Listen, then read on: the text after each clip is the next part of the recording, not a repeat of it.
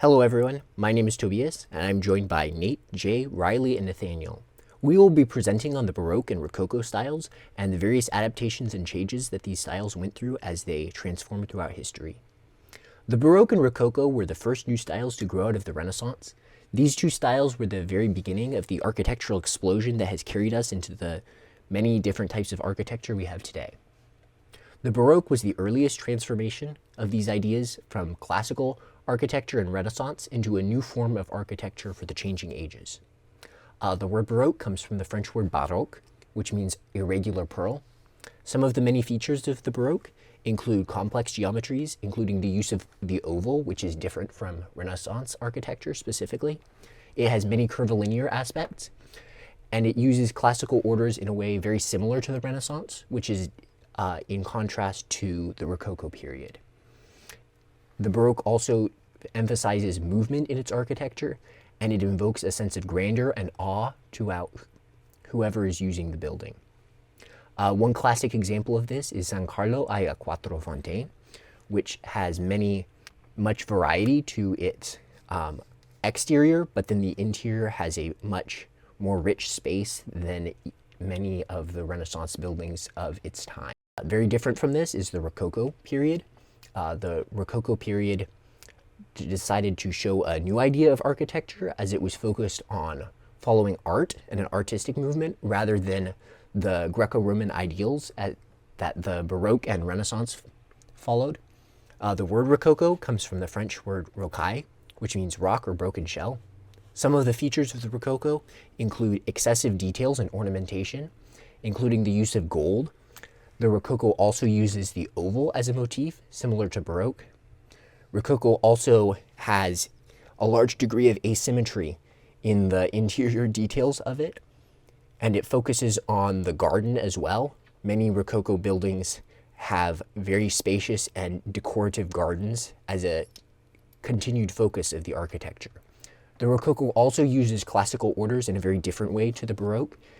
Many times the classical orders are changed and distorted to the point that you can no longer tell what they originally were.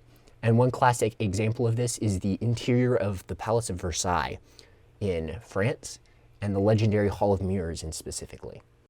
Baroque architecture reached its peak in the early 1700s, particularly in countries like Italy, France, and Austria.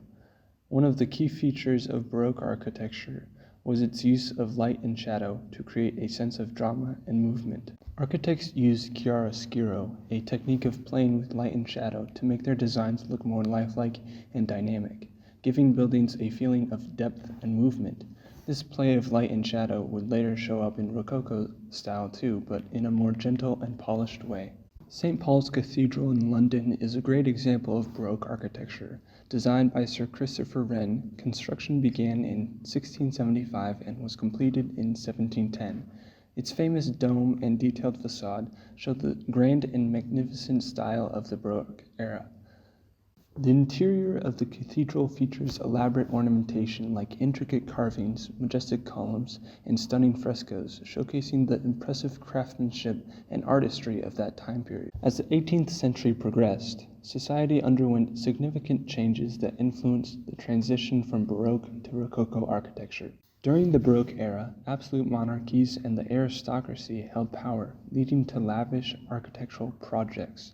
However, as the middle class grew in economic power, there was a shift towards more intimate and comfortable living spaces. Also, the rise of the Enlightenment promoted reason and individualism, encouraging architects to explore new ideas and challenge traditional conventions. Rococo architecture, with its emphasis on elegance and pleasure, reflected these cultural changes. Urbanization and global trade also played a role, bringing new materials and design influences and inspiring architects to design buildings that were more functional and adaptable to urban environments.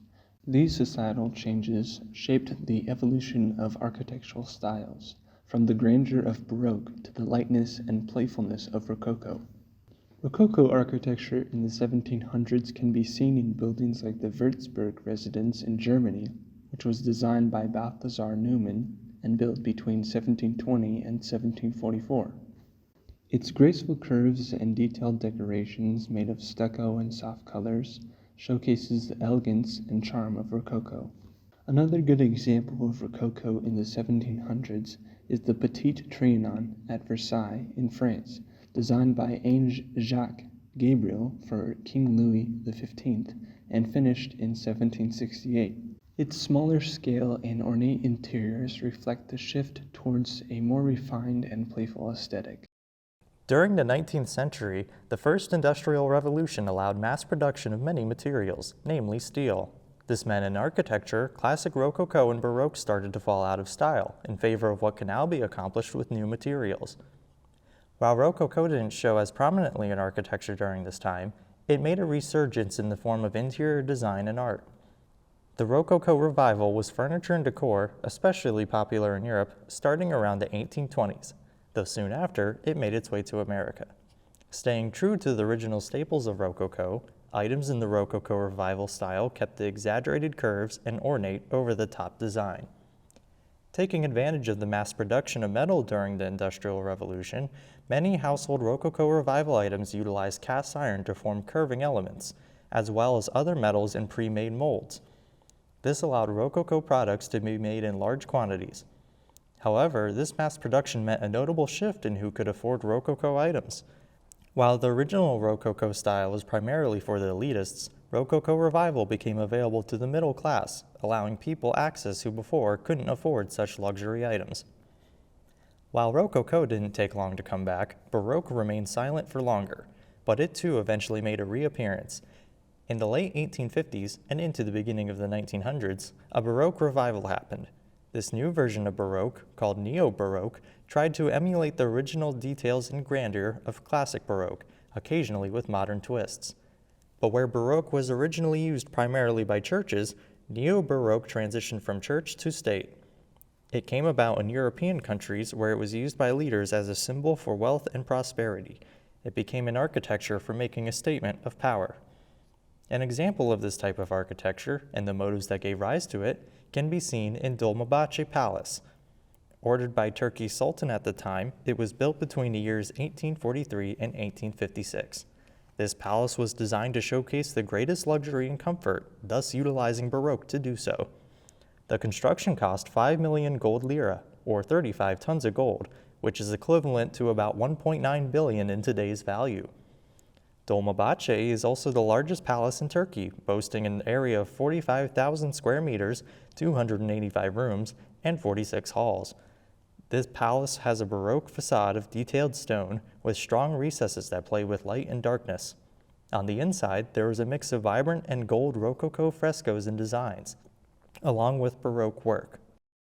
The evolution of the Baroque and Rococo styles into the neoclassical movement in art and architecture began in the early to mid-18th century, spanning to the early to mid-19th century. It began in Rome and centralized itself through the various Roman provinces and cities, growing in popularity from the nuances of the past.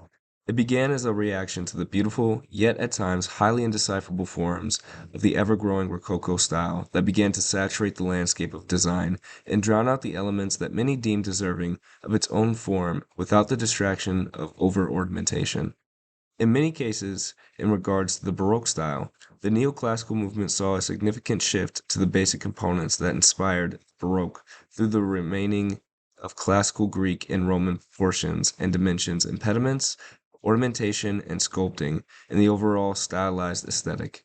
During the current period, there grew an increasing desire to revisit the style of old that shaped the face of Rome.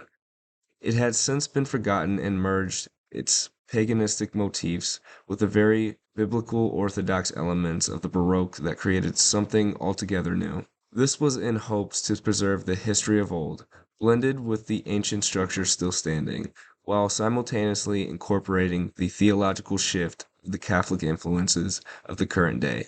Much of the design elements we see emerging through this epoch contain linear grids and facades displaying the familiar elegance of the classic Roman arches and pillars, accompanied with sculpture built straight into the face of the structures. Much of the solidification of this new evolution of the Baroque and Rococo into the neoclassical can be attributed to Andrea Palladio, who capitalized on the many skirmishes and conflicts between the neighboring nations and city-states that left openings of rubble to rebuild in a new way. Much of this new exploration of design came in the territories of the Republic of Venice, seeing iconic new buildings like the Biblioteca Marinica by Jacopo Sanazio and the Palazzo della Ragione by Andrea Palladio. Moving forward, our exploration shifts to the evolution of Baroque and Rococo within today's architecture. In contemporary architecture, numerous buildings exhibit characteristics reminiscent of Baroque and Rococo styles, particularly within the realm of deconstructivism, a postmodern movement where elements of these historical styles are integrated into modern design. Starting with the Dancing House, it was completed in 1996 by Vlado Milunic and Frank Gehry. It consists of a glass tower that gets narrow and has a wall of unaligned windows. The designers of this building described the style known as deconstructivist architecture as New Baroque.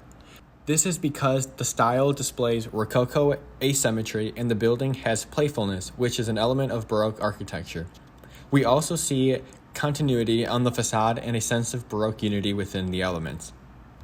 The next example we will look at is the Udin Pazeri Modern Musée, designed by Kengo Kuma and Associates, located in Turkey.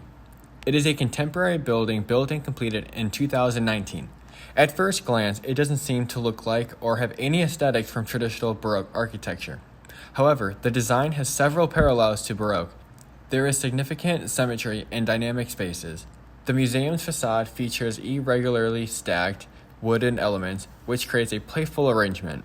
Next, Baroque architecture was known for its dramatic use of light and shadow. The OMM utilizes natural light as an integral design element, with strategically placed openings and skylights casting dynamic patterns and shadows throughout the interior spaces. Additionally, it has similarities to a Baroque chateau. There is a central hall with spaces that surround it, likewise in a chateau. Lastly, the interconnected spaces create movement within the building.